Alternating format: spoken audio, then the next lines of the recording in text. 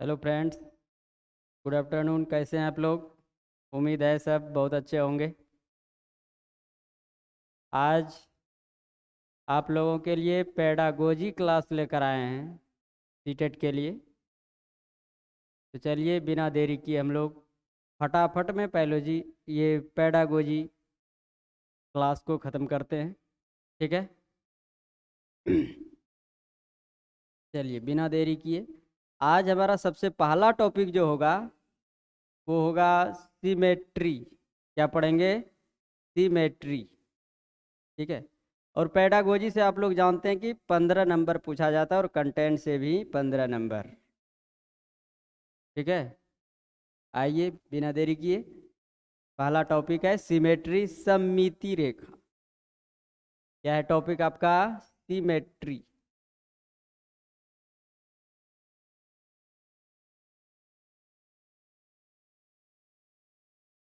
Symmetry line. ठीक है। Topic है सिमेट्री लाइन, सममिति रेखा। सममिति रेखा। ठीक है। तो सबसे पहले हम लोग जानेंगे कि सममिति रेखा होता क्या है। ठीक है। तो सममिति रेखा जो होता है ऐसी काल्पनिक रेखा, ऐसी काल्पनिक रेखा जो किसी आकृति को, किसी आकृति यानी फिगर को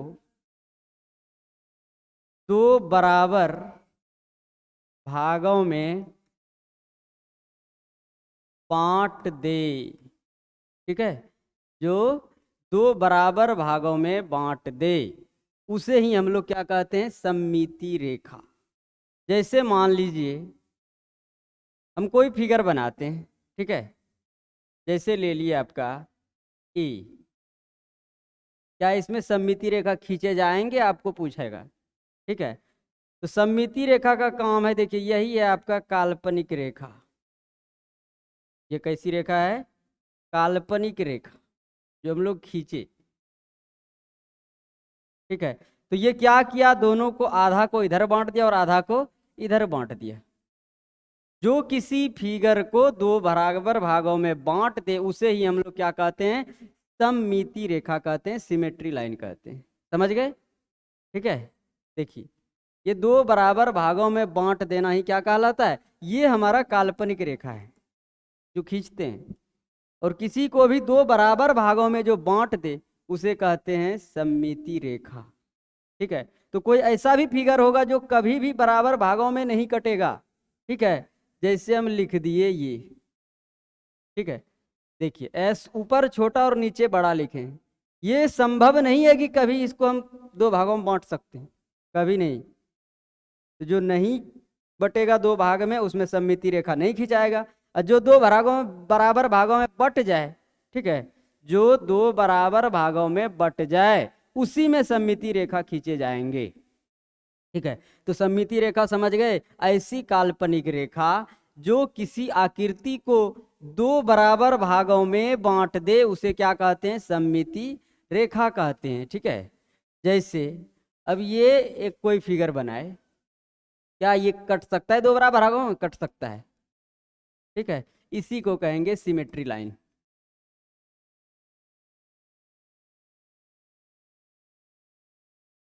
सिमेट्री लाइन या सममिति रेखा। सममिति रेखा आ गया समझ में? सममिति रेखा क्या है?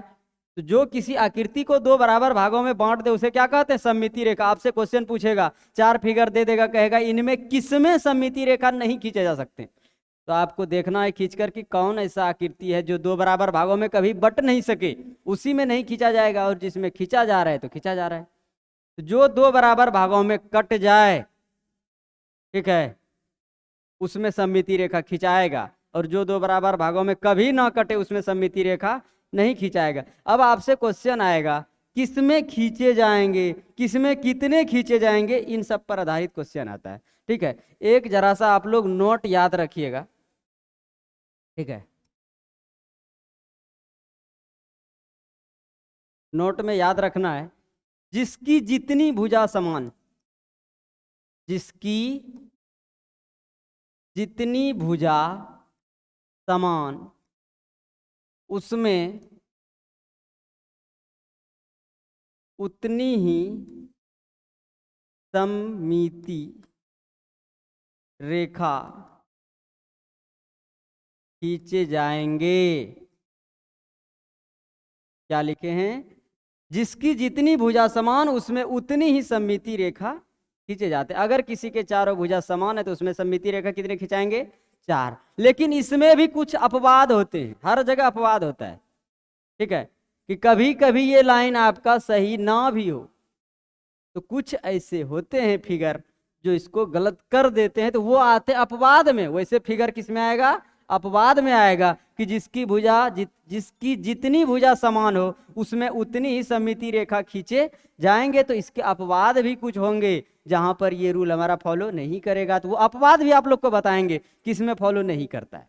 ठीक है, लेकिन आपको जनरली ये याद रखना है कि जिसकी जितनी भुजाएं समान, जिसकी जितनी भुजा समान उसमें उतने ही सममिति रेखा खींचे जाएंगे। चलिए अब कुछ ट्रिक के माध्यम से आप लोग को याद रख लेना है, 1 नंबर अगर लेना है तो, क्योंकि 1 नंबर पूछा ही जाता है। चलिए तो कुछ फिगर के हम नाम लिख रहे हैं।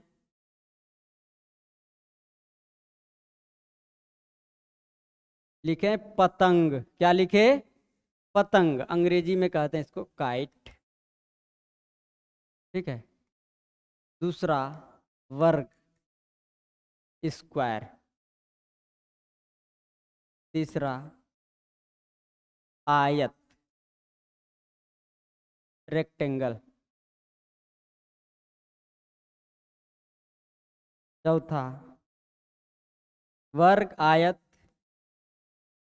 समचतुर्भुज।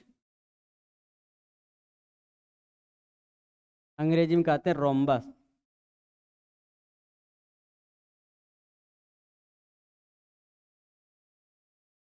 रोम्बस। ठीक है, 5वां है आपका समांतर चतुर्भुज।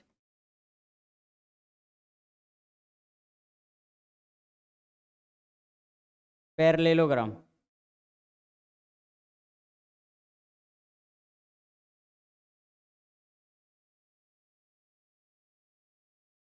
पैरेललोग्राम।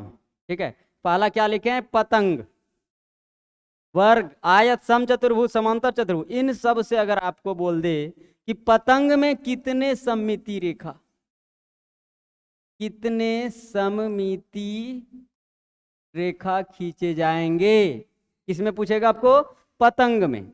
पतंग में कितनी सममिति रेखा, तो आपको ट्रिक के माध्यम से याद रखना कि पतंग में कितने डोर होते हैं।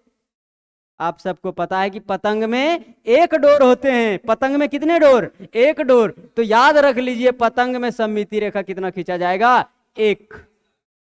पतंग में कितने सममिति रेखा खींचे जाएंगे?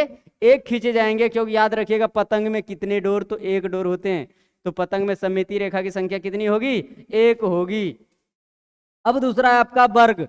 वर्ग की कितनी भुजाएं बराबर होती है? अभी तुरंत बताएं। जिसकी जितनी भुजा बराबर उसमें उतने सममिति रेखा होती है। तो वर्ग के चारों भुजा बराबर होते हैं, तो इसमें सममिति रेखा की संख्या कितना हो गया? 4 हो गया। आया समझ में? पतंग में कितने डोर? तो 1 डोर, सममिति रेखा की संख्या 1। वर्ग में कितनी भुजा बराबर? तो चारों बराबर, तो सममिति रेखा की संख्या कितना होगा? 4 होगा। ठीक है, अब यहां पर 2 नाम आपका आ रहा है जो आर से शुरू हो रहा है। ये दोनों किससे शुरू हो रहा है? R R. किससे शुरू हो रहा है? R R. आयत। आयत में 2 भुजा बराबर, आमने सामने की भुजा बराबर, तो इसमें सममिति रेखा की संख्या हमारा हो जाएगा 2। और ध्यान दीजिए, समचतुर्भुज में भी होता है 2। ये दोनों का नाम शुरू होता है आर आर से। किससे शुरू होता है? आर आर से। तो आयत तो आप लोग जानते हैं कि आमने सामने की भुजा बराबर, यानी 2 भुजा उसका बराबर होता है। ठीक है, तो इसमें हो गया आपका सममिति रेखा की संख्या 2। और समचतुर्भुज, इसमें भी सममिति रेखा की संख्या होता है 2। एक मूवी आता है आप लोग का RR के नाम से, याद रहेगा। तो RR कै आर हो गया 2R। तो RR से शुरू हुआ रेक्टेंगल और रंबस, ठीक है, आयत और समचतुर्भुज, इस दोनों में हो गया सममिति रेखा कितना 2। कितने सममिति रेखा हो गया बोलेंगे 2, ठीक है। तो याद रहेगा जो RR से शुरू हो उसमें सममिति रेखा 2। तो रेक्टेंगल और रंबस इसको कहते हैं आयत और समचतुर्भुज, इसमें सममिति रेखा की संख्या कितनी होती है तो 2 होता है। अब आपका एक नीचे है लिखा हुआ समांतर चतुर्भुज। कैसा चतुर्भुज समांतर चतुर्भुज। आई देखिए कितना बड़ा, नाम लेने में भी बहुत बड़ा लगता है, पैरेललोग्राम, नाम बड़े लेकिन काम छोटे हैं इसके। नाम है समांतर चतुर्भुज। कैसा चतुर्भुज समांतर चतुर्भुज, ठीक है। तो इसमें आपको याद रखना है कि नाम बड़ा और काम छोटा। अगर कोई बोल दे समांतर चतुर्भुज में कितने सममिति रेखा तो हम कहेंगे 0। अब देखिए नाम बड़ा और काम छोटा हुआ कि नहीं हुआ।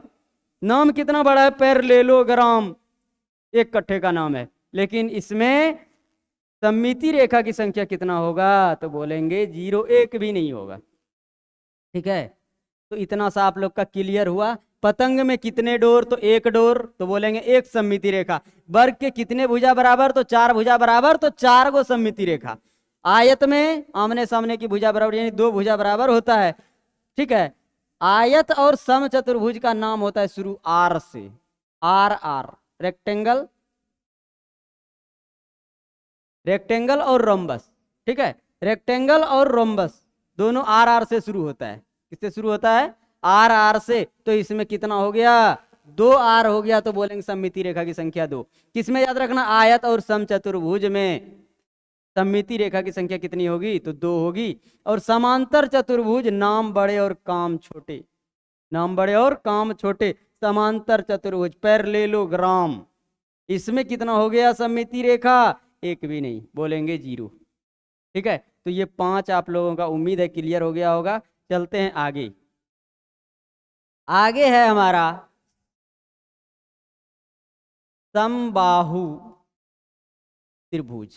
कैसा त्रिभुज समबाहु त्रिभुज, ठीक है। समबाहु त्रिभुज ये 6 नंबर। 7 नंबर में आपको मिलेंगे विषम बाहु त्रिभुज। विषम बाहु त्रिभुज, ठीक है। अंग्रेजी में इसको याद रख सकते हैं इक्विलेटरल।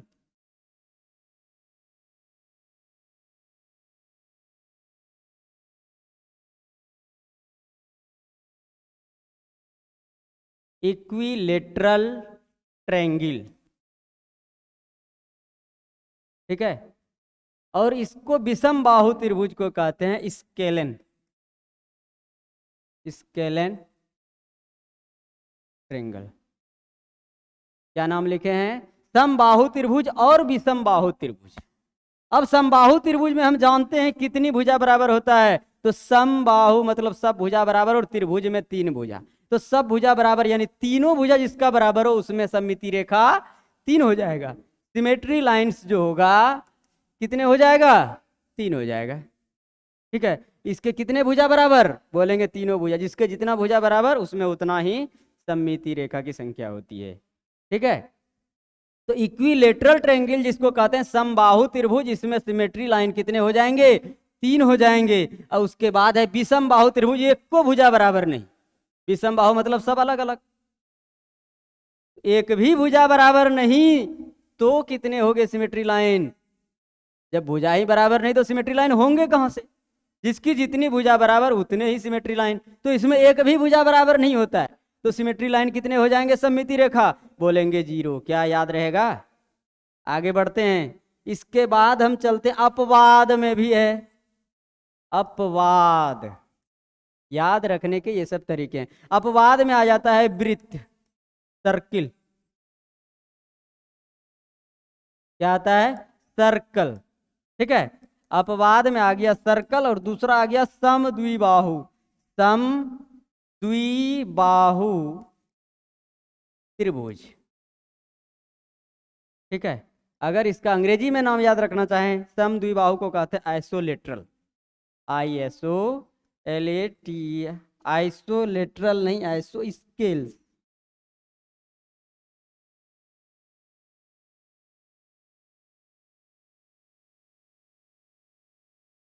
आइसो स्केल्स ट्रेंगल,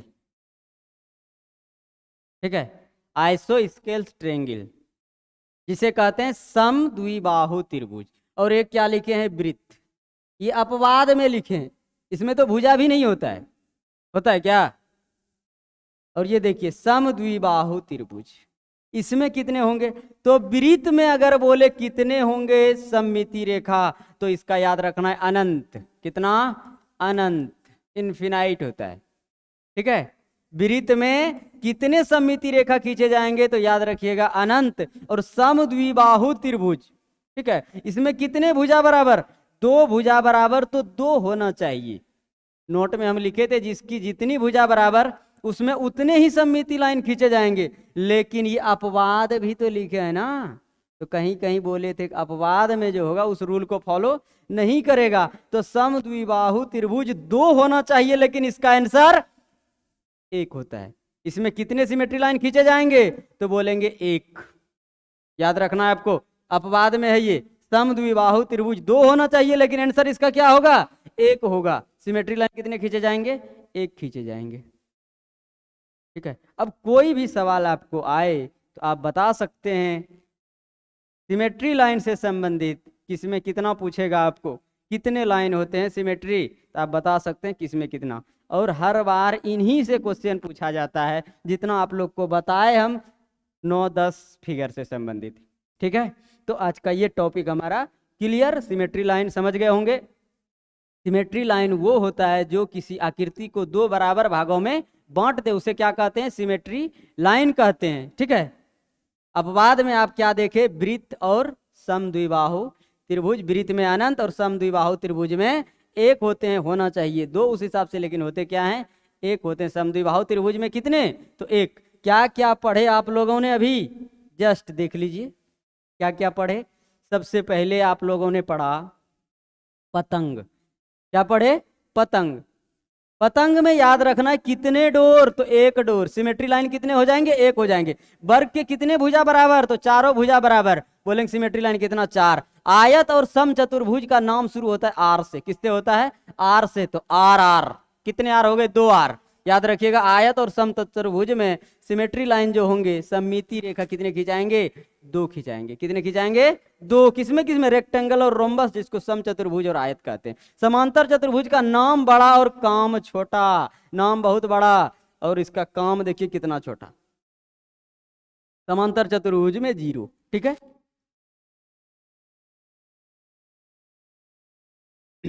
उसके बाद आप देखिए समबाहु त्रिभुज। क्या देखे? समबाहु त्रिभुज। समबाहु त्रिभुज में तीनों भुजा बराबर, तो उसी रूल से अगर जितने भुजा बराबर उतने सिमेट्री लाइन। तीनों भुजा बराबर तो 3 हो गया। उसके बाद आप देखें विषम बाहु त्रिभुज। विषम बाहु त्रिभुज यानी एक भी भुजा बराबर नहीं, तो सिमेट्री लाइन भी एक भी नहीं, कहेंगे 0। क्या कहेंगे? 0। इसके बाद आप लोगों ने देखा अपवाद में वृत्त और समद्विबाहु त्रिभुज। वृत्त में कितने सिमेट्री लाइन्स होंगे? तो अनंत होंगे। कितने होंगे? अनंत होंगे। उसके बाद आता है सम द्विबाहु, जिसकी दो भुजा बराबर होता है, तो उसमें दो होना चाहिए, लेकिन अपवाद लिखे हैं तो आंसर भी तो बदल सकता है। तो आंसर क्या होगा? एक। समद्विबाहु त्रिभुज में जो है सममिति रेखा कितने खींचे जाएंगे? एक खींचे जाएंगे। उम्मीद है इतना आप लोगों ने समझ लिया होगा। चलते हम अगले टाइप की ओर।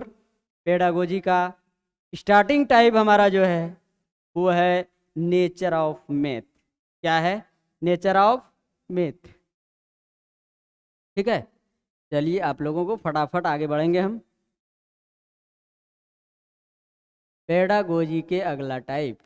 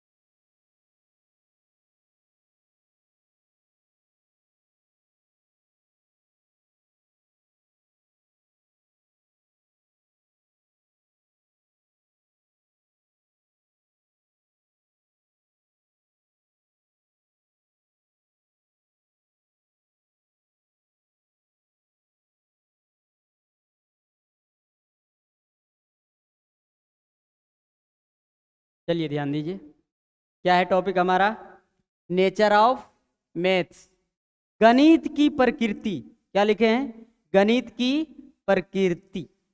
ठीक है, गणित की प्रकृति होती क्या है उसे समझेंगे, उसके बाद हम लोग क्वेश्चन पर जाएंगे। अगर ये समझ गए तो क्वेश्चन में कुछ नहीं है, हवा में उड़ जाएगा, और अगर नहीं समझे तो आपको बहुत दिक्कत होगी। चलिए ध्यान दीजिए, तो सबसे पहला है एब्स्ट्रैक्ट। क्या लिखे हैं? एब्स्ट्रैक्ट, अमूर्त। गणित अमूर्त रूप होता है। क्या होता है? गणित अमूर्त रूप होता है। अमूर्त मतलब जो हम सोच लेते हैं, ठीक है, जो दिखता नहीं है। दिखता कौन है? मूर्त। ठीक है, दिखता है मूर्त रूप, और ये गणित अमूर्त होता है। कोई बोलेगा 2 जोड़ 2 कितना होगा, वो बोला और आप समझ गए। क्या नहीं समझे? आंसर भी आप दे दिए, दिखा क्या कहीं? 2 जोड़ 2 कहीं दिखा? वो बोला और हम जवाब दे दिए। इसी को कहते हैं अमूर्त रूप। कहेगा 6 में 2 से भाग दीजिए, मने में कहेंगे 3 आंसर होगा। तो जो नहीं दिखता उसे अमूर्त रूप कहते हैं। और गणित की सबसे पहली प्रकृति होता है वो अमूर्त रूप होता है। क्या होता है? गणित अमूर्त रूप होता है। दूसरा लिखे हैं लैंग्वेज। क्या लिखे हैं? लैंग्वेज मतलब भाषा। गणित की खुद अपनी भाषा और व्याकरण होती है।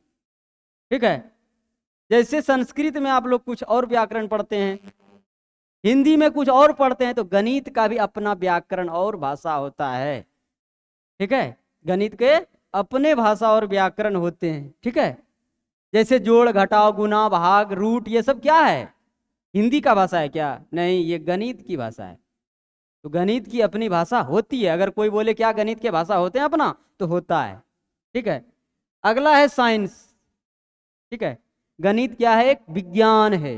गणित क्या है? एक विज्ञान है। तो कहाँ का? स्पेस का विज्ञान है। हमारे चारों ओर जो भी है वो सब स्पेस कहलाते हैं। गणित किसका विज्ञान है? स्पेस का विज्ञान है। ठीक है, अगर हमने कोई जमीन खरीद रहा है, जमीन खरीद रहे हैं, तो क्या करेंगे? उसका क्षेत्रफल नापेंगे या ऐसे ले लेंगे? तो हमारे चारों तरफ जो भी है वो नाप कर ही हम लोग काम करते हैं, मेजरमेंट पर। तो क्षेत्रफल, आयतन, लंबाई, चौड़ाई, ये सब गणित में मिलता है ना। तो इसी का ये विज्ञान है। किसका? तो स्पेस का विज्ञान है। गणित किसका विज्ञान है? स्पेस का विज्ञान है, हमारे चारों ओर जो भी है। ठीक है, अगला टाइप है हमारा, अगला टॉपिक लॉजिकल। क्या है? लॉजिकल। ठीक है, लॉजिकल मतलब तार्किक रूप में भी ये होता है। यह एक तर्क है, हम लोग तर्क कर लेते हैं। ठीक है, बहुत लंबा चौड़ा गुना भाग अपने तर्क के आधार पे भी हम जवाब दे सकते हैं। ठीक है, जरूरी नहीं है कलम छूना। तो गणित एक क्या है? तर्क है। यह एक तर्क है।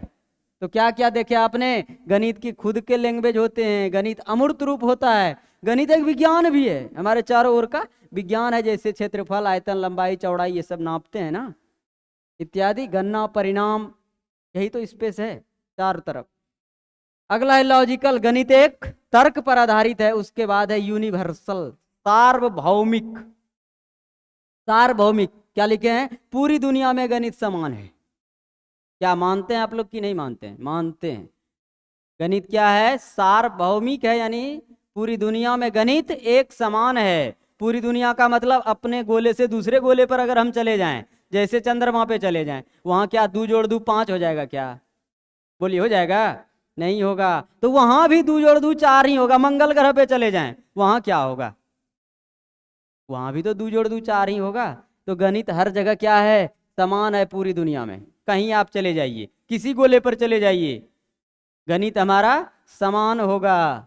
ठीक है, उसके बाद लिखे डिडक्टिव, निगमन। क्या लिखे हैं? निगमन। गणित जो है हमारा आधारित है निगमन पर। किस पर आधारित है? निगमन, रूल पर आधारित है, बिना रूल का नहीं है। बोले अभी गणित का अपना व्याकरण होता है, उसी तरह गणित का अपना रूल होता है। इसी को कहते हैं निगमन पर आधारित है हमारा गणित। लेकिन उसको पढ़ाते हैं इंडक्टिव वे में। है वो डिडक्टिव, लेकिन पढ़ाना है इंडक्टिव वे, आगमन पर। पढ़ाते कैसे हैं? आगमन पर। कोई चीज उदाहरण ले लिए, हम अपने समाज से इंटरेक्ट करके उसको पढ़ाते हैं। ठीक है, तो किसी और का उदाहरण लेके कोई और सवाल हल कर देते हैं, उसे कहते हैं आगमन। पढ़ाना है आगमन विधि पर, लेकिन है गणित निगमन पर। गणित जो आधारित है वो किस पर है? निगमन पर आधारित है। लेकिन पढ़ाते कैसे हैं उसको? तो आगमन विधि पर पढ़ाते हैं, उदाहरण देकर। लेकिन है गणित किसी न किसी रूल पर है। ठीक है, तो पढ़ाना है आगमन विधि से, लेकिन आधार आधार जो उसका है वो निगमन है। गणित हमारे रूल से चलते हैं और पढ़ाते हैं उदाहरण देकर, अपने समाज से इंटरेक्ट करके, अपने चारों तरफ जो भी है उस पर हम उदाहरण देते हैं और बताते हैं उसको। ठीक है, तो याद रखिएगा गणित किस पर आधारित है? आगमन या निगमन पर? गणित आधारित है निगमन पर, लेकिन पढ़ाना है आगमन तरीके से। है डिडक्टिव, पढ़ाना इंडक्टिव।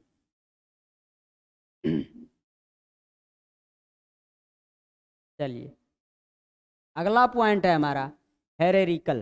क्या लिखे हैं? हेरेरिकल, पदानुक्रमित। पदानुक्रमित मतलब एक के बाद दूसरा। जब तक आप एक नहीं सीखते हैं तब तक दूसरा नहीं सीख पाएंगे। यही तो है गणित की प्रकृति। जब तक आप जोड़ नहीं सीखेंगे, कितनों प्रयास कर लीजिए, गुना नहीं बनेगा। जब तक आप संख्या नहीं सीखते हैं तो जोड़ नहीं सीखिएगा। ठीक है, गणित क्या है? पदानुक्रमित। जब एक चीज नहीं सीखते हैं तब तक आप दूसरी चीज नहीं सीख सकते हैं। ये नहीं कि ये अगर हम गुना नहीं सीखे तो आगे भिन्न का जोड़ बना लेंगे, संभव नहीं है। जोड़ नहीं जानते हैं तो गुना बना लेंगे, ऐसा संभव नहीं है। जब तक एक चीज नहीं सीखेंगे आप दूसरा नहीं सीख सकते हैं। इसे ही कहते हैं हेरेरिकल, पदानुक्रमित। ठीक है, अगला देखिए, लिखे टॉल एंड स्पेंडल, मतलब लट्टू के आकार का और ऊंचा होता है। गणित की प्रकृति जो होता है वो इस तरह से होता है। लट्टू कैसा होता है? ऐसा। ठीक है, मतलब उसका आकार जो होगा हमेशा ऊपर की तरफ होगा। कैसा होगा? ऊपर की तरफ। ये नहीं कि क्षैतिज, इस तरह से नहीं होता है गणित। गणित का आकार क्या होता है? Tall and spindle. ठीक है, छोटा छोटा चीज सीखते सीखते ऊपर हम जाते हैं धीरे धीरे, इसी को कहते हैं टॉल एंड स्पेंडल। और हर टॉपिक एक दूसरे से क्या होता है? जुड़ा होता है। कम्युलेटिव, अगला नेचर इसका क्या है? कम्युलेटिव, संचयी प्रकृति की, एक दूसरे से जुड़ा। ठीक है, जब तक आपको पिछला ज्ञान नहीं होगा तो अगले ज्ञान पे आप नहीं जा सकते हैं। पदानुक्रमित और कम्युनिकेटिव दोनों लगभग सेम है। संचयी प्रवृत्ति, एक चैन से वो जुड़ा होता है। ये नहीं कि आज एक कहानी नहीं भी पढ़े तो कल अगर दूसरा, आज मुंशी प्रेमचंद की नहीं पढ़े तो कल किसी और के पढ़ लेंगे, वो समझ जाएंगे। वो होता है क्षैतिज। ठीक है, लेकिन गणित में ऐसा नहीं कि अगर आज आप नहीं पढ़े तो कल समझ में नहीं आएगा। ये है गणित। ठीक है, इसीलिए इसका आकार कैसा होता है? Tall and spindle. ठीक है, उसके बाद क्या है? संचयी प्रकृति, एक दूसरे से जुड़ा होता है। ठीक है, जैसे जोड़ गुना से जुड़ा है, गुना भाग से जुड़ा है, भाग भिन्न के जोड़ से जुड़े हैं। अगर कहीं एक चैन आपका टूटा तो गणित भी टूटा। पॉइंट समझ में आ रहा है ना? इन सब पॉइंट पर आधारित आपको सवाल मिलेंगे। उसके बाद अगला है फ्लेक्सिबल सोशल एंड लाइफ, दैनिक जीवन। ठीक है, लाइफ से जुड़ी हुई चीज है हमारी गणित। फ्लेक्सिबल मतलब लचीला, समाजीकरण। सोशल मतलब समाजीकरण, समाज से इंटरेक्ट करके भी आदमी गणित सीख लेता है। जो अनपढ़ है वो भी गणित जानता है, तो कैसे? कैसे सीखा? क्या उसको कहीं से आशीर्वाद मिल गया? नहीं, समाज में रहता है आदमी, समाज से जुड़े हैं तो वहां सीख लेते हैं वो। ठीक है, समाज में बातों बात में वो गणित सीख लेते हैं। तो अगर कभी आ जाए क्या बिना पढ़े लिखे आदमी भी गणित सीख सकता है? तो सीख सकता है। कहां से? समाज से। तो समाजीकरण से भी वो सीख सकता है। लाइफ, दैनिक जीवन में काम आने वाली चीज गणित है। ठीक है,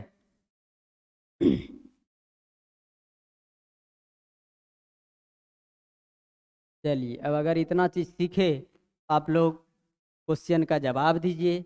सबसे पहला हमारा सवाल है, राष्ट्रीय पाठचर्या की रूपरेखा 2005, ये एनसीएफ से आ गया है क्वेश्चन। ठीक है, राष्ट्रीय पाठचर्या की रूपरेखा 2005 में उल्लिखित गणित की लंबी आकृति संकेत करती है। क्या करती है?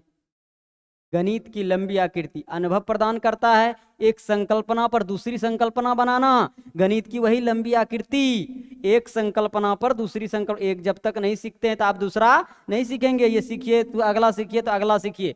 मतलब क्वेश्चन के हिसाब से आंसर, गणित की लंबी आकृति क्या संकेत करती है? तो एक संकल्पना पर दूसरी संकल्पना बनाना, यही है हमारी गणित की लंबी आकृति। जब तक एक चीज नहीं बनेगा तो दूसरा नहीं। एक महल आप बनाइएगा नहीं तो दूसरा महल कहाँ से बनेगा? ठीक है, यही तो है इसकी लंबी आकृति। तो बिल्डिंग से भी हम गणित की पहचान कर सकते हैं। अगला, निम्न में से कौन गणित की प्रकृति के बारे में सही नहीं है? तो क्या सही नहीं है आपको देखना है। गणित की प्रकृति क्या नहीं होती है? आप लोगों ने भी पढ़ा 10-11 गो प्रकृति उसका। ठीक है, क्या क्या है गणित की प्रकृति? यह अंतरिक्ष, परिमाण और मैप का विज्ञान है। आप लोगों ने भी पढ़ा ना कि यह है स्पेस का विज्ञान है, मापतौल, ये सब का विज्ञान है गणित। गणितीय ज्ञान सटीक, व्यवस्थित और तार्किक है। बात सही है। गणितीय भाषा अच्छी तरह से परिभाषित और स्पष्ट है। गणित में सभी अधिगृहित और अधिगृहित सिद्ध तथ्य है। आंसर क्या होना चाहिए? गणितीय भाषा अच्छी तरह से परिभाषित और स्पष्ट होते हैं। तो कौन सा इसके बारे में सही नहीं है? अधिगृहित, ये आपको बताया नहीं था। ठीक है, चलिए अगला हमारा क्वेश्चन है, निम्न में से कौन गणित की प्रकृति के बारे में सही नहीं है? तो क्या सही नहीं है? पहला है, गणितीय अवधारणाओं को एक श्रेणीबद्ध क्रम में व्यवस्थित किया गया है।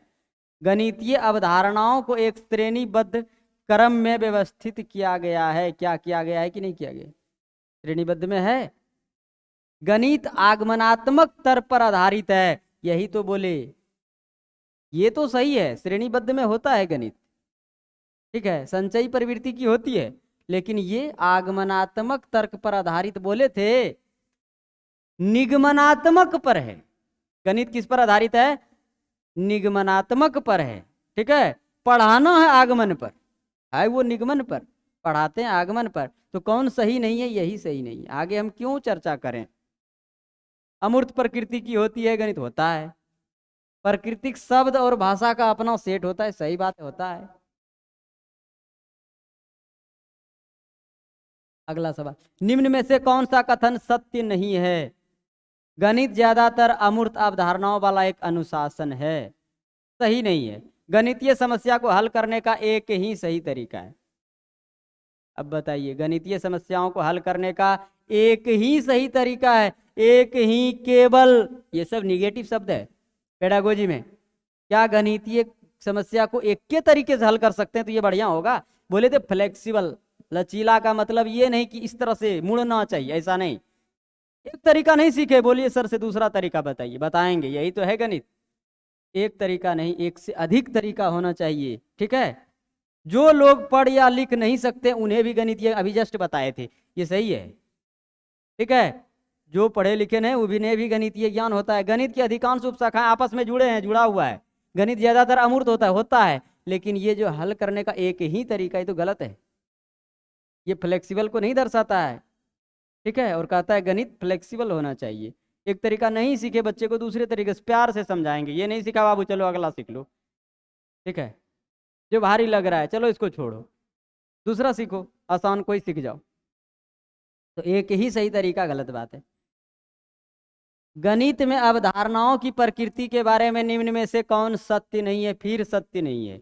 गणितीय अवधारणाएं अमूर्त प्रकृति की होती, क्या होती है कि नहीं होती है?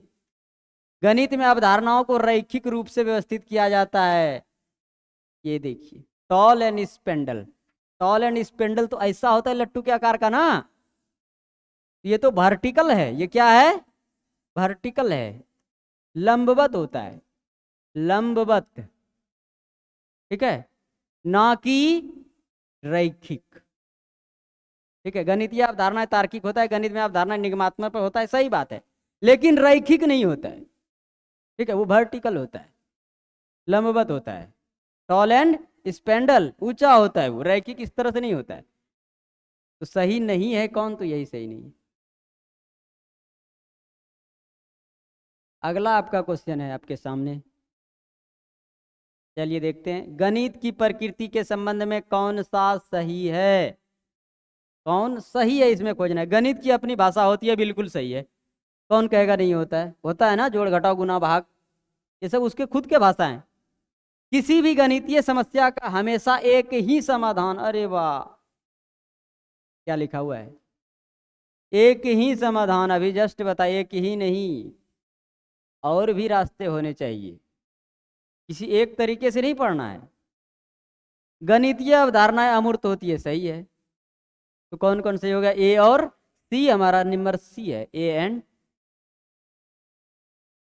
चलिए अगले क्वेश्चन पर।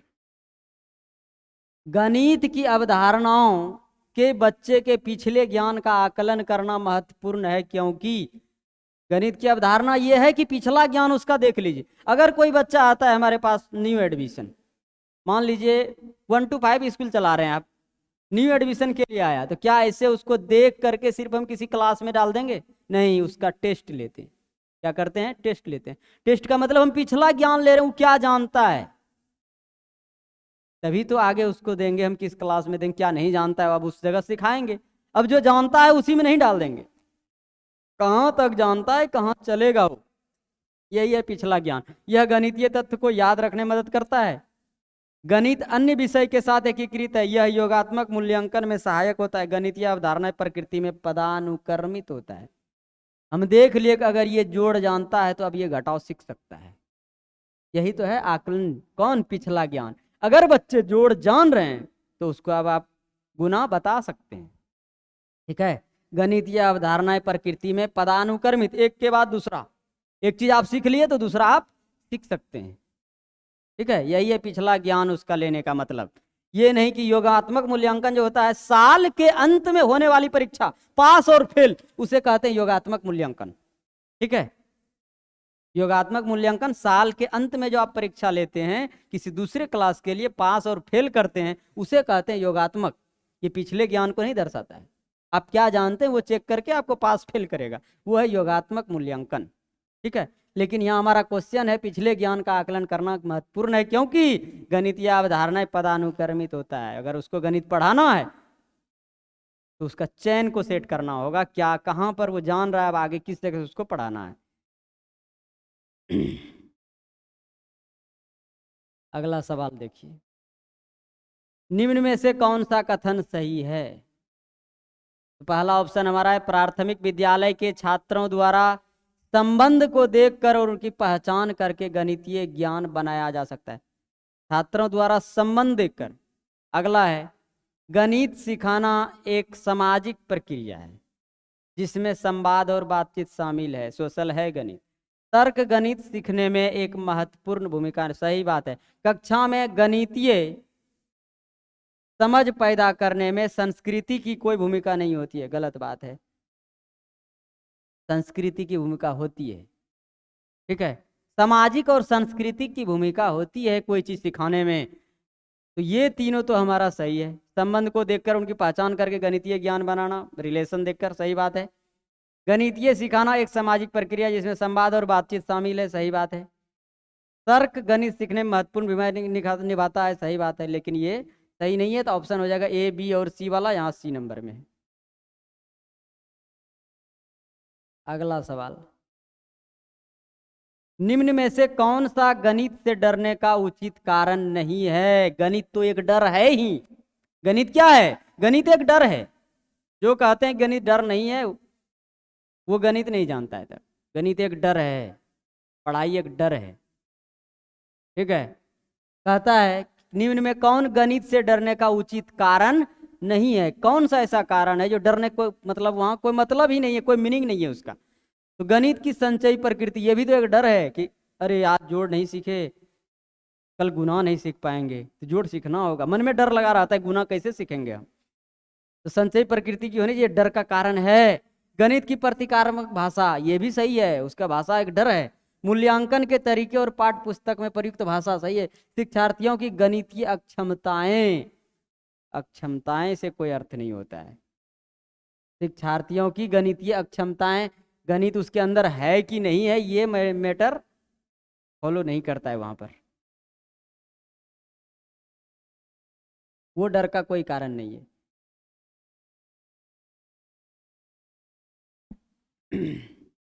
गणित प्रकृति में पदानुक्रमित और अवधारणाएं, पदानिक्रमित लिख दिए हैं, पदानुक्रमित और अवधारणाएं तार्किक रूप से संरचित और जुड़ी हुई। निम्न में से कौन सा कथन सबसे उपयुक्त रूप से इसकी व्याख्या करता है?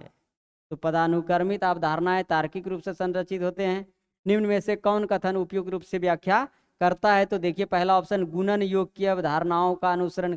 गुणन योग की अवधारणाओं का सही बात है। गुना जब भी आप सीखेंगे तो पहले योग, यही तो है पदानुक्रमित।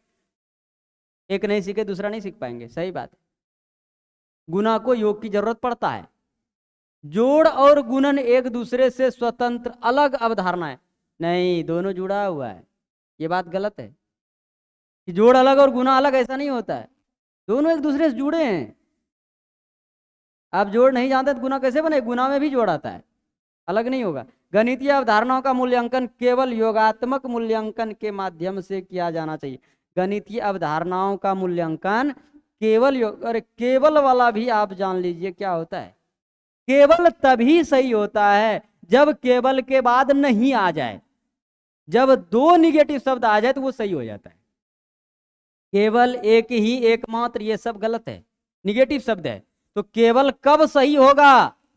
जब केवल के साथ कहीं नहीं आ जाएगा, लेकिन नहीं तो है नहीं। हम लोग बोलते हैं, कोई पूछता है चलोगे मार्केट, चलोगे, तो बोलते हैं नहीं जाएंगे, साफ हो गया, निगेटिव हो गया। अब फिर मेरा मन हुआ जाएंगे, नहीं नहीं रुको, दो नहीं आया तो मतलब हम जाएंगे, नहीं नहीं, इसका मतलब क्या? हाँ, और केवल नहीं बोल दिया तो बिल्कुल निगेटिव हो गया। ठीक है, तो केवल एक निगेटिव यहां पर है तो वो गलत है, और केवल के बाद कहीं आगे नहीं भी आ जाता वो सही हो जाता। ये ध्यान देना है कि बस देखे, अरे केवल देखे चलो मार दो, गलत है।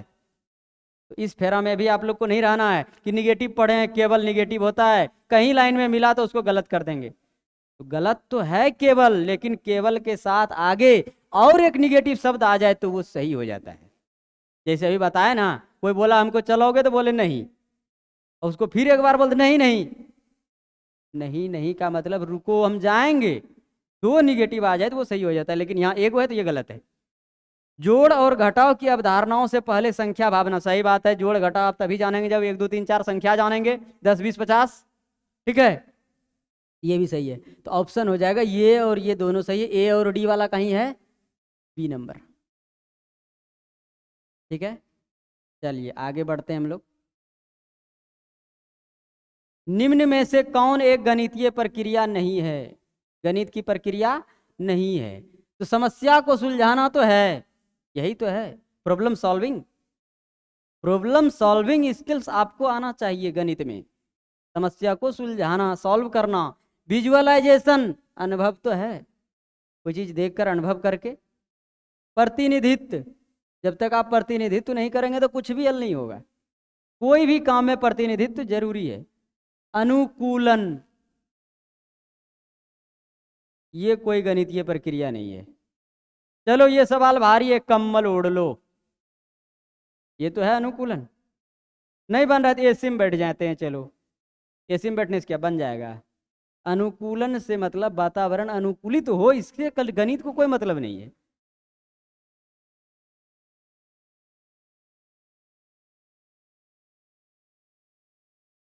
चलिए अगला सवाल पर ध्यान देते हैं।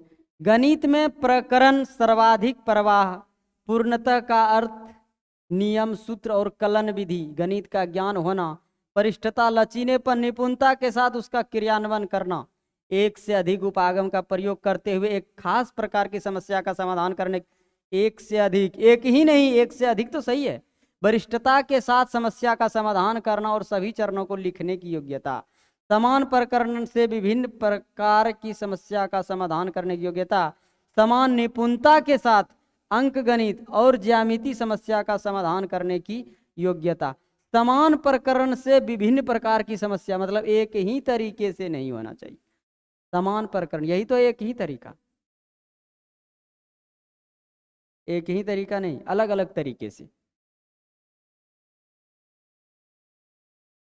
चलिए अब अगला टाइप टॉपिक है हमारा, देख लेते हैं।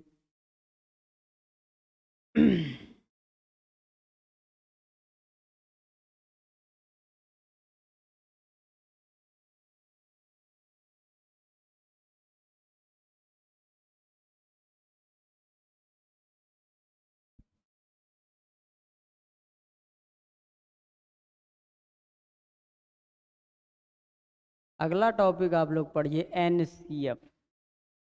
क्या पढ़ना है? एनसीएफ। देख रहे हैं ना यहाँ, एनसीएफ। ठीक है, टॉपिक का नाम है एनसीएफ।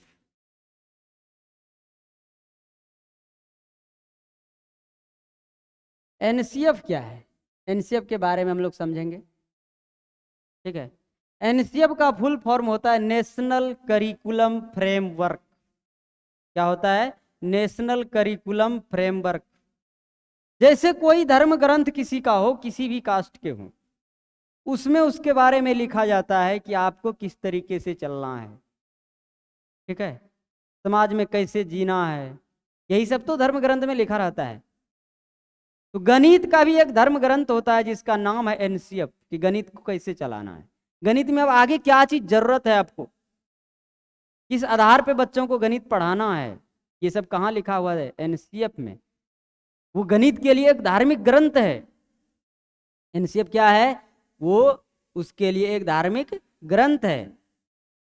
ठीक है, उसमें उसके बारे में सब चीज लिखा रहता है कि गणित कैसे पढ़ाना है, क्या जरूरी है, टाइम टाइम पर क्या चेंज होना चाहिए, ये सब कहाँ मिलता है? तो एनसीएफ में। ठीक है, नेशनल करिकुलम फ्रेमवर्क, राष्ट्रीय पाठ्यचर्या की रूपरेखा। हिंदी में क्या कहते हैं उसको? राष्ट्रीय पाठ्यचर्या की रूपरेखा। यही है एनसीएफ। ठीक है, तो एनसीएफ तैयार कैसे होता है? सबसे पहले क्या करते हैं हम लोग, जो जनता है, आम आदमी, पीपुल, ठीक है, वो पार्लियामेंट को चुनते हैं, सांसद को हम लोग चुनते हैं ना। किस लिए चुनते हैं? कि वो हमारे हित में काम करे। जनता का काम है सांसद को चुनना। उसको हम लोग चुन लिए, पार्लियामेंट को। अब पार्लियामेंट क्या करेगा? वो एजुकेशन पॉलिसी बनाता है। क्या करता है वो? Education policy. मतलब सांसद का ये ही सिर्फ काम नहीं है शिक्षा देखना, हर चीज को देखना, लेकिन शिक्षा भी तो वो देखेगा ना, हर विभाग को देखेगा। तो ये जो पार्लियामेंट, संसद सब है, वो मिलकर क्या बनाते हैं? Education policy. ठीक है, क्या बनाते हैं? Education policy. ठीक है, शिक्षा नीति बनाता है, कैसे अब देश की शिक्षा आगे बढ़ेगा, क्या डालना है उसमें, क्या हटाना है, आगे किस तरीके से चाहिए, बच्चे को क्या चाहिए, ये सब का निर्माण कौन करते हैं? सांसद। एजुकेशन पॉलिसी बनाता है। ठीक है, उस एजुकेशन पॉलिसी को अध्ययन करता है कौन? अध्ययन करता है एनसीईआरटी, जो बोर्ड है। ठीक है, शिक्षा बोर्ड, एनसीईआरटी, सीबीएसई हो गया, एमओई हो गया, मिनिस्ट्री ऑफ एजुकेशन। एमओई क्या है? Ministry of education. ये सब मिल करके इसको अध्ययन करता है, एजुकेशन पॉलिसी को। ठीक है, इस एजुकेशन पॉलिसी को अध्ययन करने के बाद यही तीनों मिलकर निर्माण करता है एनसीएफ का। क्या करता है? एनसीएफ का निर्माण करता है। कौन कौन? NCERT, CBSE, MoE. ये सब किसका अध्ययन किया? जो पार्लियामेंट के द्वारा बनाया गया था। ठीक है, संसद के द्वारा क्या बनाया गया था? शिक्षा नीति, एजुकेशन पॉलिसी। उसे अध्ययन किया एनसीईआरटी, सीबीएसई, एमओई। ठीक है, अध्ययन करने के बाद इन्हीं ने मिलकर के बनाया क्या? एनसीएफ। वो शिक्षा की एक धर्म ग्रंथ बनाया। किसके लिए? गणित है तो गणित के लिए। ठीक है, उनमें हर चीज लिख दिया कि अब कैसे चलेगा, क्या होगा, नहीं होगा, देश की पढ़ाई कैसी होनी चाहिए, किसमें लिखा हुआ है? एनसीएफ में लिखा हुआ है। ठीक है, अब इस एनसीएफ के आधार पे जो हम लोग शिक्षक हैं उसे ट्रेनिंग दिया जाएगा। डायरेक्ट सांसद नहीं आएगा पढ़ाने हमको, सब एक दूसरे से जुड़े हुए हैं। अब एनसीएफ के आधार पर ट्रेनर है, वहां ट्रेनर क्या करेगा? टीचर को समय समय पर बुलाकर कहता आइए, शिक्षा नीति चेंज हो रही है, आपको किस आधार पर चलना है, आप थोड़ा दिन ट्रेनिंग लीजिए। 1 महीना 2 महीना बीच बीच में ट्रेनिंग होता है। जब चेंज कुछ होने वाला रहता है तो ट्रेनिंग दिया जाता है।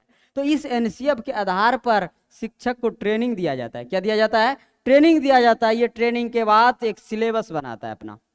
ठीक है, और उस सिलेबस के आधार पर स्टूडेंट को पढ़ाया जाता है। ये है हमारा एनसीएफ। ठीक है, लास्ट में फिर हम लोगों के पास वो आएगा। वो कौन देगा? तो टीचर। बच्चों के लिए कौन है सबसे इंपॉर्टेंट? टीचर। ठीक है, उन सब से ट्रेनिंग लेने के बाद ये आया, ठीक है, और ये अपना एक सिलेबस बनाया और उस सिलेबस के आधार पे स्टूडेंट को पढ़ाते हैं। ठीक है, समझ गए एनसीएफ क्या होता है।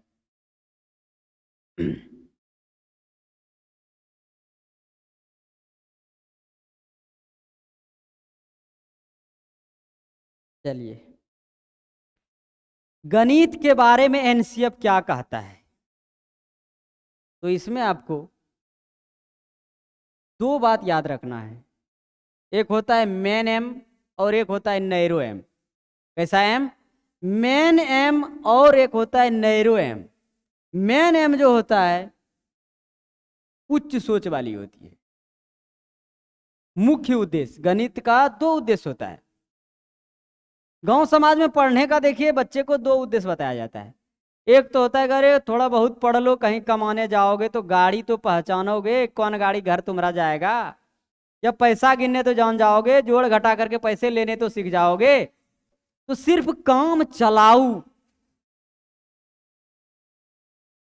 ठीक है, सिर्फ काम चलाऊ जीवन जीने के लिए जो हम लोग सीखते हैं उसे कहते हैं नैरो एज, छोटा उद्देश्य, संकीर्ण उद्देश्य। लेकिन अभी हम पहला क्या पढ़ रहे हैं? Main M. गणित का मेन एम क्या होता है? मेन एम होता है मैथमेटाइजेशन। क्या होता है? गणित का मेन एम जो होता है, एनसीएफ ने बोला, वो होता है मैथमेटाइजेशन, गणितीकरण, बच्चे के दिमाग का गणितीकरण कर देना, बच्चे के सोच को बढ़ा देना। क्या करना? बच्चे को सोच को बढ़ा देना। अगर गणित पढ़ता है तो बच्चे के माथा में दर्द होने लगता है। क्या करता है? वो दिमाग को खोलता है। ठीक है, दिमाग आपका लॉक है, अगर गणित पढ़ते हैं तो आपका धीरे धीरे खुलेगा। तो कहता है मेन एम जो है, याद रखिएगा, मेन एम, मुख्य उद्देश्य, बड़ा उद्देश्य क्या है? मैथमेटाइजेशन, गणितीकरण, बच्चे के दिमाग का गणितीकरण कर देना। और ये गणितीकरण होगा कैसे? तो ये दो चार तरीके से होता है। बच्चे के दिमाग में तर्क पैदा कर देना, सोचने वाला काम। आज 10 रुपया चोरी किए हैं, कल 20 रुपया करेंगे, परसों पकड़ा जाएंगे। तो ये सब दिमाग उसके अंदर आ जाता है। आज अगर 10 रुपया चोरी किए तो कल 20 रुपया करेंगे। ठीक है, सोच बढ़ते जाता है। फिर ये मन में आता है कि परसों पकड़ा जाएंगे हम। ठीक है, यही है तर्क। क्या है ये? तर्क पैदा करना गणित में। कुछ बना रहे हैं तो दिमाग से जवाब दे दिए बना करके। ठीक है, एनालिसिस। क्या है अगला? लॉजिक के बाद उसके अंदर क्या भर देना? विश्लेषण करने की क्षमता। क्या डालना है? विश्लेषण, किसी के बारे में वो जांच परख कर सके। ठीक है, प्रोपोर्शनल थिंकिंग, अनुपातिक समझ उसके अंदर आ जाए। गांव समाज में देख रहे हैं हम कि अगर एक इधर कहीं निकल रहा है, उस दूसरे को भी दावत, वो भी जा रहा है, मतलब दोनों सेम जगह पे जा रहे हैं। तो कुछ कारण होगा इस दोनों में, इस दोनों में कुछ कारण होगा। इसी को कहते हैं अनुपातिक समझ। ठीक है, व्यवस्थीकरण, सिस्टम में लाना। ठीक है, कम पढ़े लिखे को सिस्टम का पता नहीं होता है, वो सिर्फ कमा खा रहा है। लेकिन मेन एम क्या है हमारा? व्यवस्थीकरण, सिस्टम में किसी को लाना, व्यवस्थित करना। ठीक है, सोच को बढ़ा देना, अनुपातिक समझ, एनालिसिस, किसी चीज के बारे में अध्ययन करना, गहन अध्ययन करना, तोड़ फोड़ कर देखना।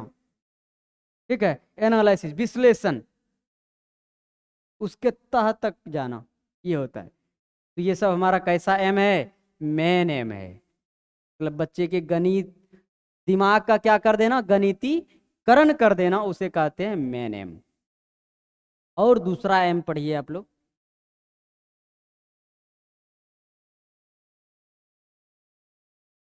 अगला एम हमारा है नैरो एम। क्या है?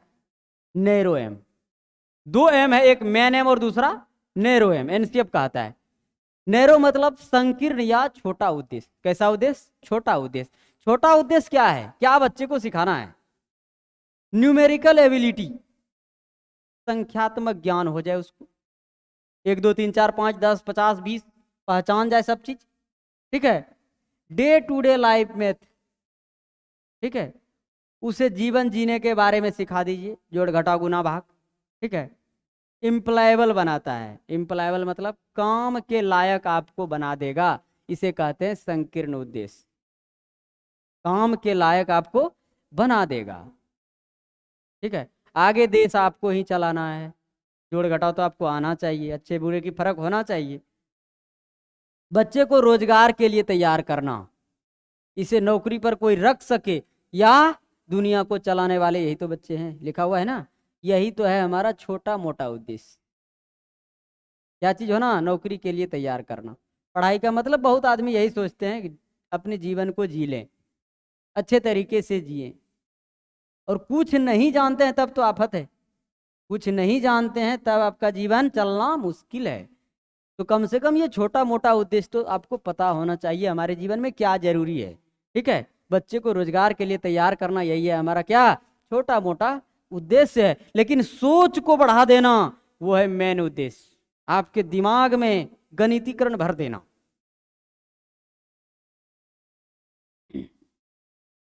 चलिए अब चलते हैं हम लोग क्वेश्चन की ओर।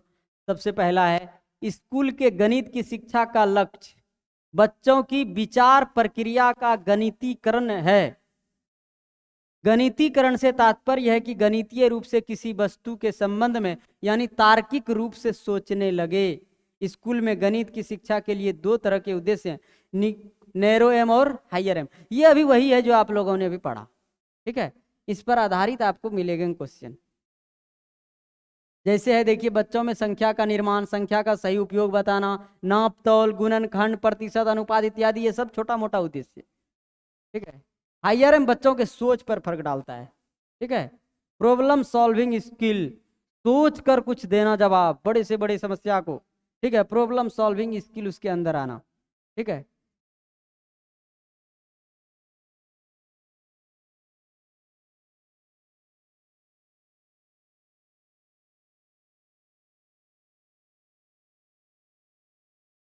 चलिए अब हम लोग चलते हैं सवाल पर। तो सीख लिए नैरो एम क्या होता है, मेन एम क्या होता है, ठीक है। रोजगार सृजन से संबंधित जो होता है पढ़ाई, वो होता है नैरो एम। और आपके सोच को बढ़ा देना, आपके दिमाग का गणितीकरण कर देना, वो होता है मेन एम। उस पर आधारित आपका सवाल है, निम्न में से कौन सी एनसीएफ 2005 के अनुसार गणित सीखने की एक उच्च लक्ष्य।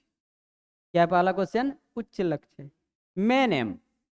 आपको इनमें जवाब देना है कौन सा ऑप्शन है जो मेन एम को बता रहा है, नैरो एम नहीं, मेन एम। उच्च लक्ष्य कैसा एम होता है, मेन एम होता है। छोटा मोटा सोचना नैरो एम होता है, संकीर्ण होता है। बच्चों को गणित के प्रश्न हल करने में दक्ष बनाना, क्वेश्चन को हल करने में दक्ष बनाना, ये नहीं। रोजगार योग्य, देखिए रोजगार योग तो छोटा मोटा उद्देश्य अभी बताए थे। रोजगार योग्य कौन बनाता है, नैरो एम। बच्चों के दिमाग के गणितीकरण के लिए उसके आंतरिक संसाधन का विकास करना, यही तो होता है गणितीकरण, मैथमेटाइजेशन। यही तो है उच्च लक्ष्य। मेन एम क्या है, गणितीकरण, दिमाग का गणितीकरण कर देना, ठीक है। तो ऑप्शन क्या हो जाएगा, सी हो जाएगा। चलिए अगला क्वेश्चन, एनसीएफ 2005 के अनुसार पहला ऑप्शन क्या है, गणित पढ़ने का संकीर्ण उद्देश्य संख्या अवधारणा को पढ़ना है और उच्च उद्देश्य मैप सिखाना है। यही है क्या, संकीर्ण उद्देश्य संख्या अवधारणा और उच्च उद्देश्य नक्शा सिखाना। गणित पढ़ने का संकीर्ण उद्देश्य सटीक गणना सिखाना और उच्च उद्देश्य कैलकुलस पढ़ाना। यही तो गलत हो जाता है। उच्च उद्देश्य ये नहीं है कैलकुलस पढ़ा दिए उसको, इंटर में जाकर कैलकुलस पढ़ा दिए तो हो गया हो, मैथमेटाइजेशन नहीं होगा गणित का। गणित पढ़ने का संकीर्ण उद्देश्य संख्यात्मक से संबंधित कौशल विकसित करना और उच्च उद्देश्य समस्या समाधान, प्रॉब्लम सॉल्विंग स्किल्स, अभी जस्ट बताए थे, ये भी हमारा मेन एम है। प्रॉब्लम सॉल्विंग स्किल उसके अंदर बिल्ड कर देना, ठीक है। गणित पढ़ने का संकीर्ण उद्देश्य गणितीय भाषा के विकास करना और उच्चतर उद्देश्य शब्द समस्या। अरे शब्द समस्या तो नैरो एम है, तो हमारा सही क्या है, प्रॉब्लम सॉल्विंग स्किल उसके दिमाग के अंदर होना चाहिए, खुद से करे। और संकीर्ण उद्देश्य तो पता है क्या है, संख्यात्मक संबंधित कौशल विकसित करना, ये सही है। और उच्च उद्देश्य क्या है, तो समस्या समाधान कौशल विकसित करना, प्रॉब्लम सॉल्विंग स्किल उसके अंदर डाल देना।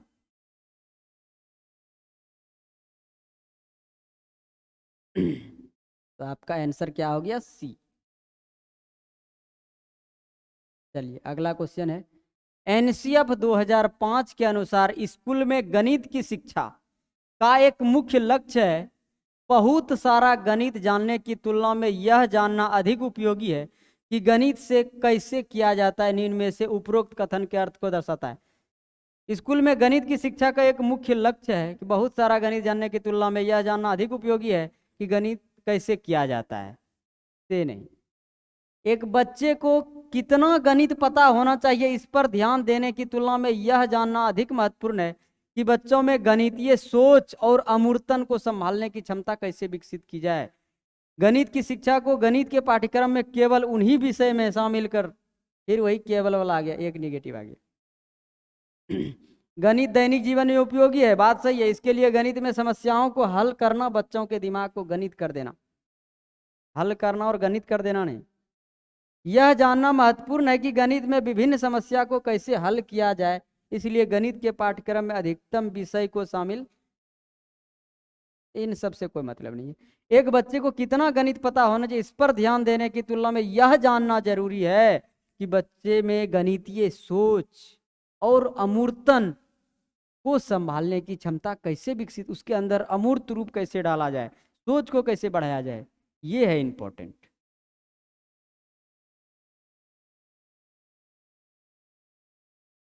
चलिए, एनसीएफ 2005 के अनुसार प्राथमिक स्तर पर संख्याओं और उन पर संक्रियाओं, मात्रा, मापन आदि का शिक्षण क्या है, संख्या, मापन, मात्रण, ये सब किसमें, नैरो में बताए थे। तो बच्चों की चिंतन प्रक्रिया के गणितीकरण के उद्देश्य को पूरा करता है, महत्वपूर्ण गणित शिक्षण के उद्देश्य को पूरा करता है, गणित शिक्षण के संकीर्ण उद्देश्य को, सही बात है, ये सब किसमें बताए थे, संख्या का ज्ञान हो गया, किसी का माप तोल उसको आ गया, ये सब क्या है, प्राथमिक स्तर पर है ना।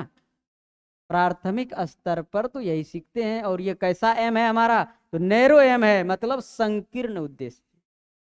क्या है ये, संकीर्ण उद्देश्य, उच्च उद्देश्य नहीं होगा। राष्ट्रीय पाठचर्या रूपरेखा 2005 के अनुसार विद्यालय में गणित शिक्षण का संकीर्ण उद्देश्य है। छोटा मोटा उद्देश्य क्या है, तो आप लोग देख रहे हैं, क्वेश्चन आपके सामने में है, आप लोग जवाब दीजिए।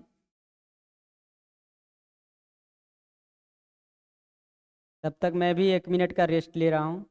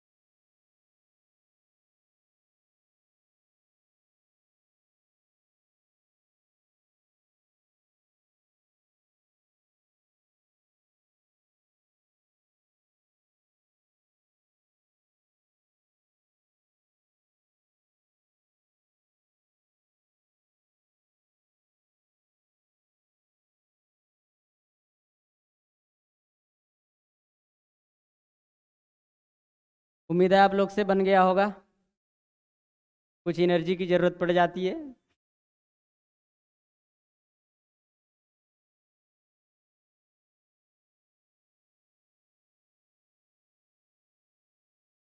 चलिए तो हम लोग चलते हैं क्वेश्चन पर।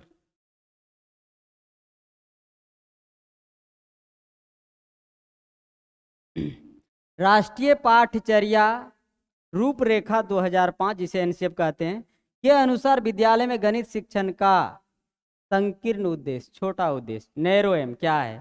संख्यात्मक कौशल को विकास करना, सही है। बीजगणित पढ़ाना, परिकलन व मापन पढ़ाना, रैखिक बीजगणित से संबंधित दैनिक जीवन की समस्या। आप लोगों को क्या बताया? संख्या कौशल का ज्ञान। जितना बात बताए उनको अगर याद रखते जाएंगे तो खुद बनते जाएगा। प्राथमिक स्तर पर कौन सा गणित पाठ्यक्रम का भाग नहीं है? कौन नहीं है? सममिति, दशमलव, अनुपात और समानुपात, आंकड़े का प्रबंधन। आंकड़े का प्रबंधन जो है वो हमारा ग्राफ होता है। क्या होता है? प्राथमिक स्तर पर आंकड़े का प्रबंधन नहीं पढ़ाया जाता है। ये कोई ग्राफ है, यही तो है आंकड़े का प्रबंधन। इनकी चर्चा नहीं होती। अनुपात, सममिति, दशमलव ये सब हम लोग प्राथमिक में पढ़ लेते हैं, ठीक है, लेकिन आंकड़े प्रबंधन ग्राफ से संबंधित सॉल्व नहीं करते हैं। प्राथमिक स्तर की चीज नहीं है वो।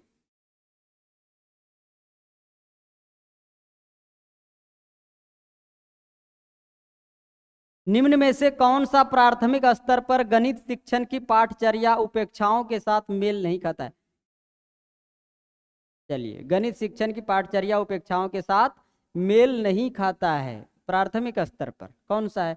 वर्गीकृत आंकड़े के निरूपण का विश्लेषण करना तथा निष्कर्ष निकालना, दैनिक जीवन की तार्किक कार्य प्रणाली तथा गणितीय सोच के बीच संयोजन का विकास, मानक परिकलन प्रणाली से संख्या संबंधी संक्रिया करने में भाषा और प्रतीक चिन्ह का विकास, भिन्न को पूर्ण के अंश के रूप में प्रदर्शित करना तथा सरल भिन्न को व्यवस्थित करना। व्यवस्थितकरण तो मेन एम में आप लोगों ने पढ़ा था। सरल भिन्न को व्यवस्थित करना। और पहला क्या है? वर्गीकृत आंकड़े के निरूपण का विश्लेषण करना था, निष्कर्ष निकालना। वर्गीकृत आंकड़े ग्राफ नहीं है। दैनिक जीवन की तार्किक कार्य प्रणाली तथा गणितीय सोच के बीच संयोजन का विकास करना, दैनिक जीवन तो सही है। मानक परिकलन प्रणाली संख्या संबंधी, सही है। यही आंसर है। गणित के शिक्षा का मुख्य उद्देश्य, चलिए ध्यान दीजिए, गणित के शिक्षा का मुख्य उद्देश्य क्या है? विद्यार्थियों को गणित समझने में सहायता करना। दूसरा, उपयोगी क्षमता को विकसित करना, बच्चे के गणितीय प्रतिभा का विकास करना, ज्यामिति के प्रमेय प्रमाण का स्वतंत्र रूप से सृजन करना। बताइए आप।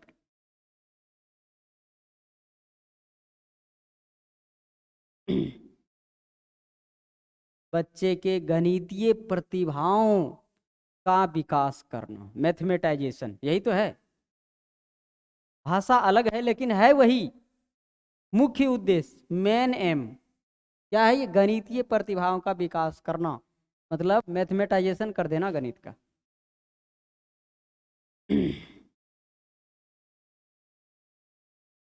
राष्ट्रीय पाठचर्या की रूपरेखा 2005 किस पर बल देती है?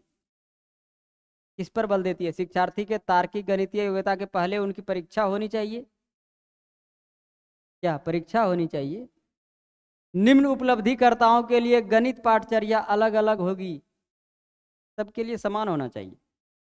गणित चयनित शिक्षार्थी को, मतलब किसी को चुनकर गणित पढ़ाना ये काम नहीं है। गणित में सफलता प्रत्येक बच्चे के लिए आवश्यक। सब पढ़े और सब बढ़े, जहां भी मिले आप आंख मूंद के आंसर मार सकते हैं। गणित सबके लिए जरूरी है।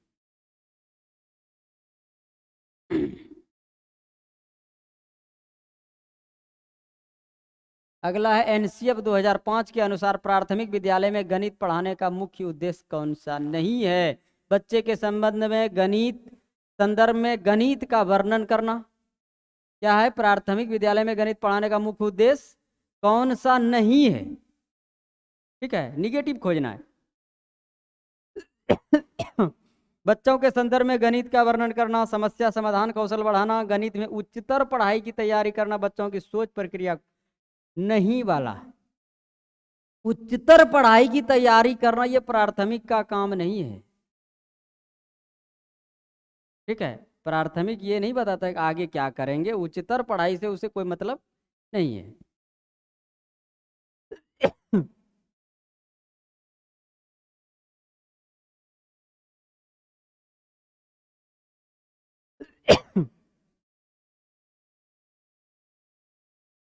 चलिए अब कुछ हम नेक्स्ट टॉपिक देखते हैं।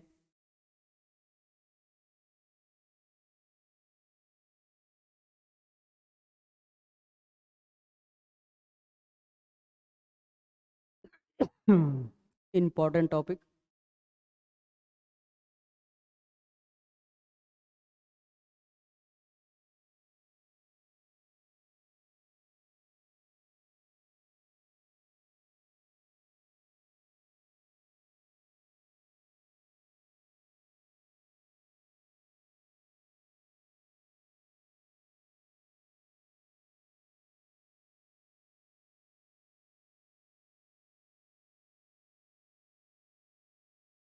चलिए अगला टॉपिक हम लोग करेंगे बैन हीले।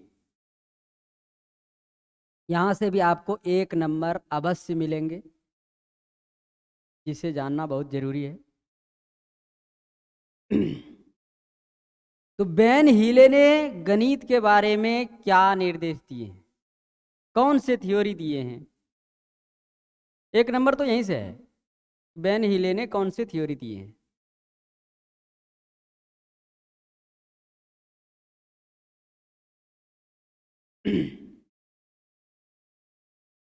बच्चे में ज्यामितीय विकास का सिद्धांत। ज्यामिति कैसे सीखते हैं वो? त्रिभुज, चतुर्भुज, वर्ग, आयत, इन सब का ज्ञान किस किस लेवल से उसमें जाएगा। ठीक है, तो ज्यामिति का सिद्धांत किसने दिया है? बैन हीले साहब ने दिया है। ठीक है, वही हमारा टॉपिक है, बैन हीले के ज्यामितीय सिद्धांत। ठीक है, जो कितने लेवल में होते हैं? लेवल 4 होते हैं। लेवल 4 होते हैं लेकिन स्टेज 5 होते हैं। लेवल 4 लेकिन स्टेज 5 होते हैं। ठीक है, सबसे पहला जो हमारा लेवल है विजुअलाइजेशन, चक्षुषीकरण। क्या है? विजुअलाइजेशन, जिसे कहते हैं चक्षुषीकरण। चक्षुषी आंख से संबंधित है, देख कर किसी को पता करना। ठीक है, अगर किसी बच्चे को आप त्रिभुज का ज्ञान दे रहे हैं तो समोसा अगर उसे दिखाइएगा कहेगा ये त्रिभुज है, या त्रिभुज दिखाइएगा तो कहेगा समोसा है। ठीक है, तो देखकर आकार के रूप में जब ज्ञान उसे मिले तो उसे कहते हैं चक्षुषीकरण। देखकर किसी चीज को पहचानना, उसके अंदर ज्यामितीय विकास हो रहा है। कैसे हो रहा है? देखकर। अगर आपने उसे दिखाया रोटी तो समझ जाएगा वृत्त है ये। ठीक है, या वृत्त बना दिए कि ये क्या है तो कहेगा ये रोटी लग रहा है।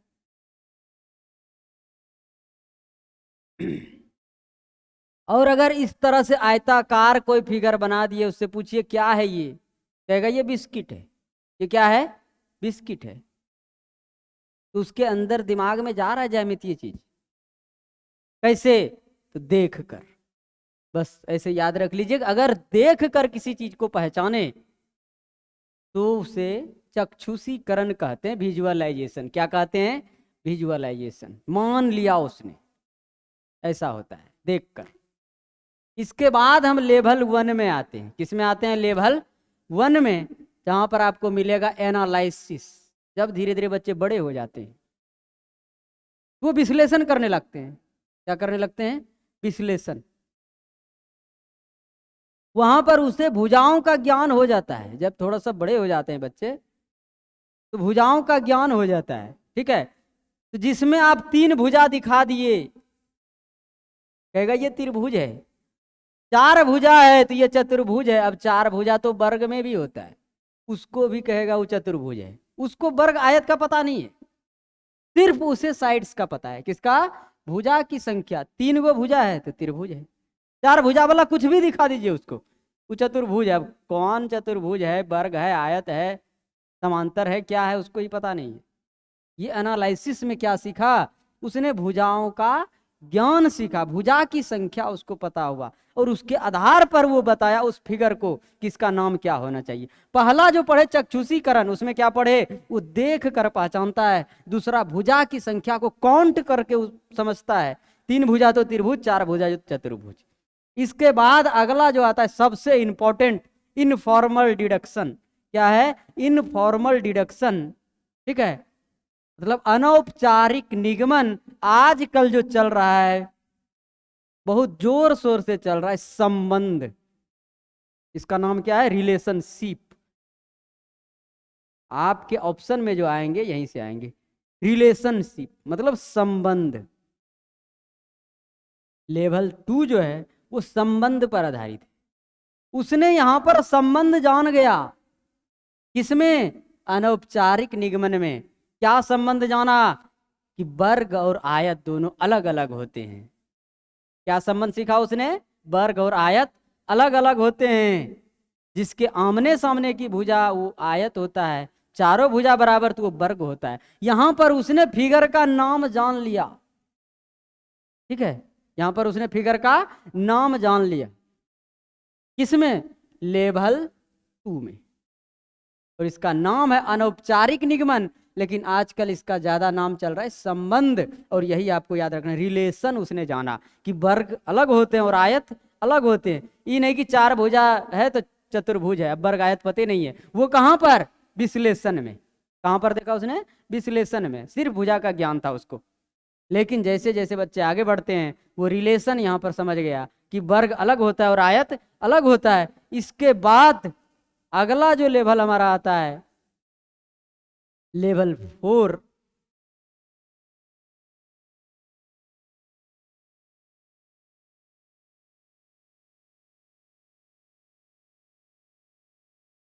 लेवल 3 है। क्या है ये, लेवल 3। लेवल 2 में क्या देखा आपने, इनफॉर्मल रिलेशनशिप। लेवल 1 में क्या देखा, विश्लेषण। लेवल 0 में क्या देखा, चक्षुषीकरण, देखकर। लेवल 1 में क्या, काउंट करके भुजा को। लेवल 2 में क्या देखा, कि जो वर्ग है वो आयत नहीं है, जो आयत है वो वर्ग नहीं है। ठीक है, तो इस तरह से धीरे धीरे बच्चे आगे बढ़ते हैं। उसके बाद हम आते हैं लेवल 3 में, जिसे स्टेज 4 कहते हैं। ठीक है, तो लेवल 3 में इसका नाम है फॉर्मल डिडक्शन, औपचारिक निगमन। क्या इसका नाम, औपचारिक निगमन। यहां पर उसने फॉर्मूले ढूंढ लेता है। क्या ढूंढ लेता है, अब आप वर्ग आयत जान गए तो फॉर्मूला का ज्ञान यहां पर उसे हो जाता है। ठीक है, और उसके बाद लास्ट है जो लेवल 4 हमारा। लेवल 4 को कहते हैं एक्जियम या रैगोर, दृढ़ता स्वयं सिद्धि। अब फॉर्मूला आप जान गए तो आप खुद हल कीजिए, कोई चीज को आप खुद सिद्ध कीजिए। ठीक है, आप वहां पर मास्टर बन गए, प्रोफेसर साहब बन गए। ठीक है, तो ये कैसा है, लेवल 4 है। कौन सा लेवल है, 4 लेवल। दृढ़ता स्वयं सिद्धि आप में आ गया। आपने लेवल 3 में सीख लिया फॉर्मूला को। ठीक है, उससे पहले संबंध को सीखा, जिसे कहते हैं इनफॉर्मल डिडक्शन। फॉर्मल में आपने फॉर्मूला को सीख लिया। ठीक है, औपचारिक निगमन। लास्ट में जब सब चीज सीख गए तो आप शिक्षक हो गए, मास्टर बन गए। ठीक है, मास्टर बन गए, खुद उसको सिद्ध कीजिए, इस चीज को हल कीजिए।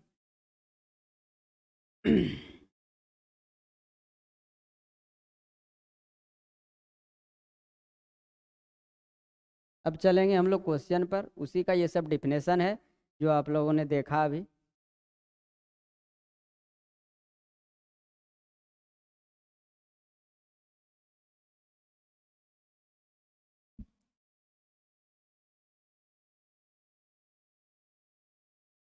पहला सवाल देखिए क्या है, निम्न में से कौन सा नाम ज्यामितीय विकास के मॉडल से जुड़ा है। अब बोलिए, जीन पियाजे, Michael Cole, Ben Healy, Skinner. ज्यामिति का सिद्धांत किसने दिया है, आप लोग को पता है किसने दिया है, बेन हीले साहब ने दिया है। कोई दिक्कत, आगे बढ़ते हैं। बेन हीले सिद्धांत के अनुसार निम्न में से कौन ज्यामितीय स्तर के सही अनुक्रम का प्रतिनिधित्व करता है? कौन करता है? अभी आप अंग्रेजी में भी नाम देखें, क्रम को दिखाना है। क्या क्रम आप लोगों ने पढ़ा? 0 लेवल में क्या पढ़ा, लेवल 1 में क्या पढ़ा, 2 में क्या पढ़ा, 3 में क्या पढ़ा, वो सब दिए हुए हैं। अगर समझ गए तो क्लियर है। सबसे पहले विजुअलाइजेशन, बात सही है। रिलेशन तो नहीं, ये तो गलत है। ये दोनों क्या है? ये दोनों में कोई सही होगा। विजुअलाइजेशन, उसके बाद रिलेशनशिप देखा कि एनालिसिस देखा? एनालिसिस। चक्षुषीकरण के बाद विश्लेषण देखा, ये तो गलत हो गया। विजुअलाइजेशन, एनालिसिस, रिलेशनशिप, उसके बाद डिडक्शन, एग्जूमेंट।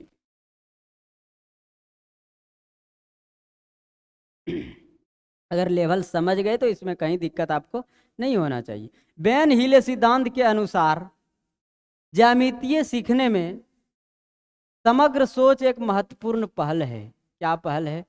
यह आकृति का विश्लेषण करने और विजुअलाइजेशन कौशल को विकसित का आधार है। ठीक बात है। यह बच्चे को ज्यामितीय आकृति के नाम याद रखने में मदद करता है। याद रखना तो बिल्कुल गलत है। यह बच्चे के ज्यामितीय बेहतर अंक नहीं, यह बच्चे को 10 ग्राम पहेली नहीं, यह आकृति का विश्लेषण करना, विजुअलाइजेशन और कौशल विकसित करने का आधार है। किसी आकृति को पहचानना।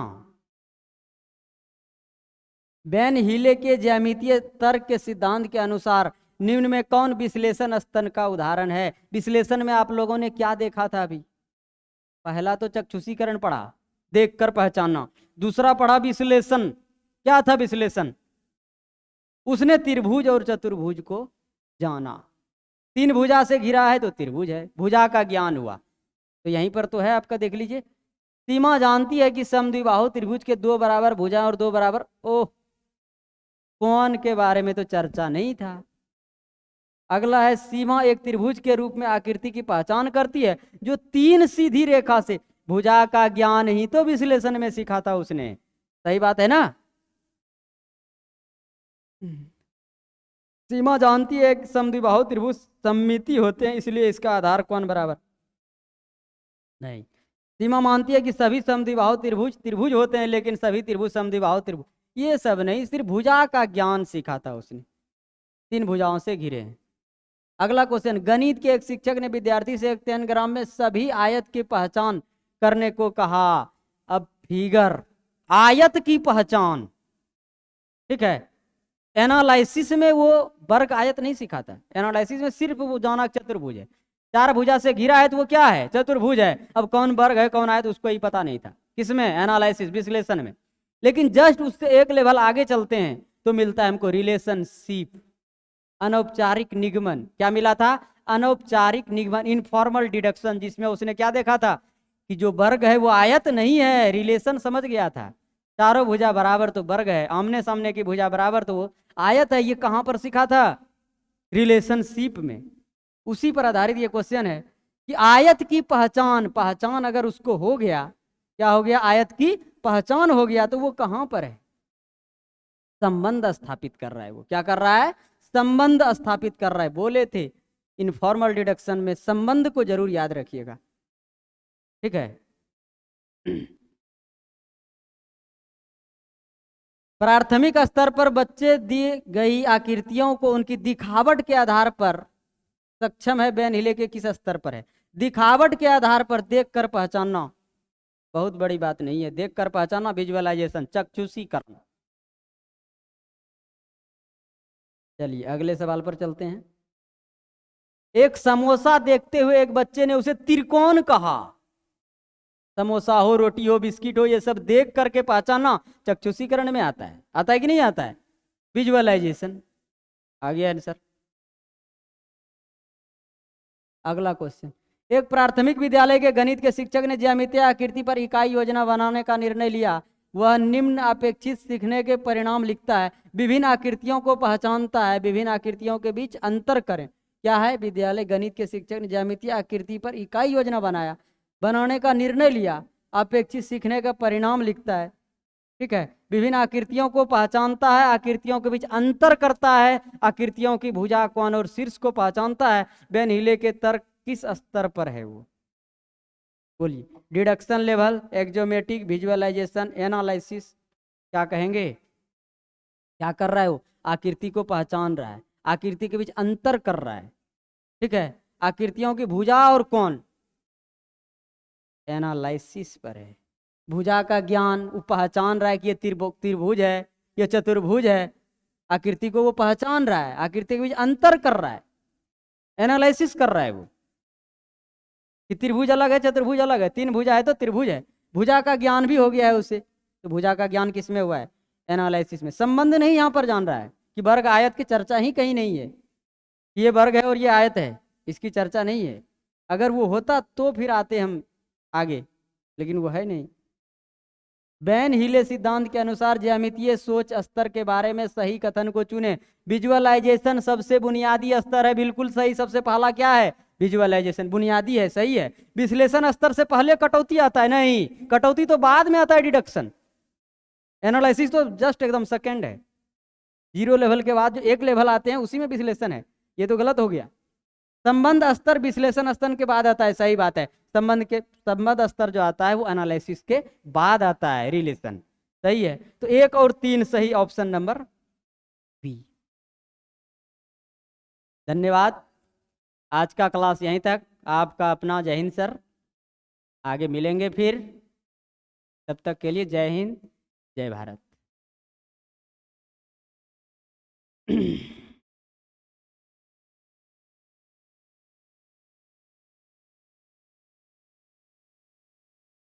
तो नू सर क्रिकेट खेलने गए हैं, कौन काम है?